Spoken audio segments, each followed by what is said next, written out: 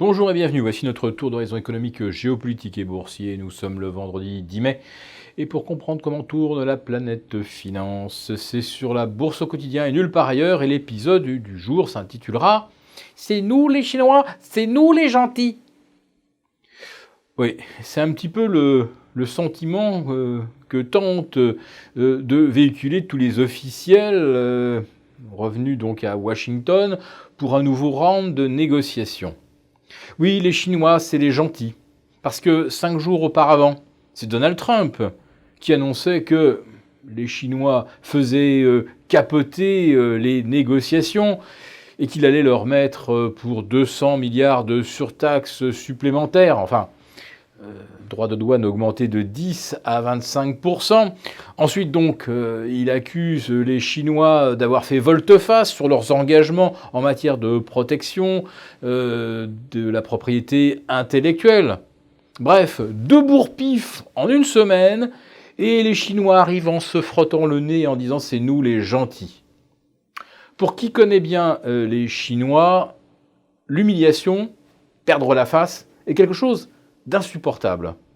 Si les Chinois ont pris une baffe cette semaine et qu'ils font mine de tendre l'autre joue, eh bien c'est que par derrière, ils sont en train de saisir le bâton.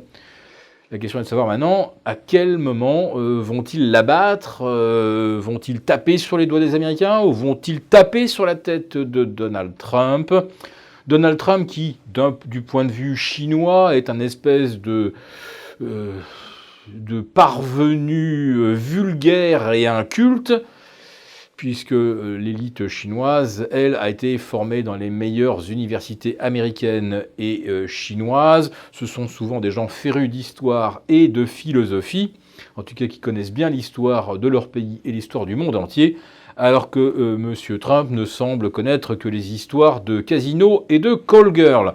Et je vous assure qu'en Chine, un tel personnage, ce n'est pas le genre de personne face à laquelle on met le genou à terre. Et si on le fait, eh bien, c'est que c'est une feinte pour mieux ensuite maîtriser l'adversaire. Alors de quelle façon les Chinois vont-ils le faire ? Alors peut-être quelques petites pistes d'ores et déjà. Avez-vous vu le yuan repasser de 6,70 à 6,81 ? Il commence à filer doucement depuis une dizaine de jours. Alors ce n'est pas de la manipulation de la monnaie à la baisse, c'est juste qu'on laisse petit à petit le yuan dériver. Les Chinois n'achètent plus de T-bonds américains. Il va donc falloir que les Américains trouvent de l'argent ailleurs. Alors heureusement, il reste leurs amis saoudiens, puis il y a les Luxembourgeois et les Irlandais qui recyclent en T-bonds, ce qu'on pourrait appeler le produit de l'évasion fiscale. Enfin, il y a un moment où ça risque de coincer, parce que les États-Unis font gonfler leur déficit de façon tellement exponentielle pour obtenir cette croissance quasi miraculeuse de 3%, même un petit peu plus. Les États-Unis ont eux aussi une faiblesse et qui consiste donc à ponctionner l'épargne mondiale, alors que la dette chinoise, elle, est auto-détenue. Donc, si d'un seul coup on avait une mauvaise opinion de la dette chinoise, ça ne changerait strictement rien. Ce qui n'est certainement pas vrai pour les États-Unis. Mais M. Trump, lui, se sent en position de force, donc avec sa croissance à 3%, donc elle est de moitié de celle que l'on connaît en Chine, et un chômage totalement fictif à 3,6%. Avouons qu'en Chine, il est incapable de savoir quel est le réel taux de chômage. Mais ce ne sont pas les chômeurs chinois qui vont voter contre M. Xi Jinping aux prochaines élections. Donc on est à peu près tranquille. Donc, je ne serais pas surpris que ce week-end, on apprenne que les négociations sino-américaines ont capoté, que les Chinois sont finalement très fâchés, ce qui pourrait fournir au marché un prétexte à corriger. C'est quand même ce qu'ils ont commencé à faire, puisque cette semaine, on n'est quand même pas loin des 3% de baisse. En Chine, ce matin, il y a eu un petit miracle. La bourse de Shanghai a rebondi de 3,10. L'indice CSI 300 a repris 3,6%. Autre message, là aussi, de la part de la Banque centrale chinoise, nous sommes là et nous sommes capables de soutenir notre marché.